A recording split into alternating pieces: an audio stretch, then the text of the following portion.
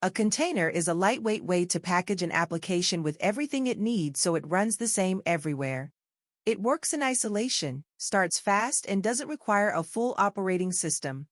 That's why, unlike a virtual machine, it uses fewer resources and makes developing and deploying software much more efficient. Docker organizes this workflow using images and containers. An image is an immutable template that defines what the application includes. A container is the image running in real time. To build an image, we use a Dockerfile, a small instruction file that defines the base image, the dependencies, the files we copy, and the command that starts the application.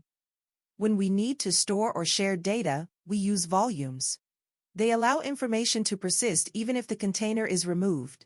And when multiple containers need to talk to each other, Docker creates networks that enable clear and secure communication using the default or custom networks.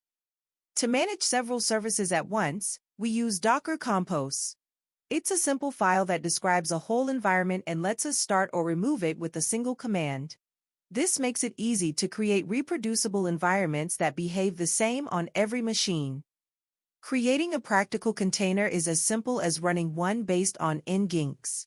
We can also build our own image by writing a basic Docker file that copies our application and launches it. This idea powers modern architectures like microservices, where an application is split into small, scalable pieces. It also helps create identical development, testing, and production environments. In the description, you'll find a link to the blog with more details.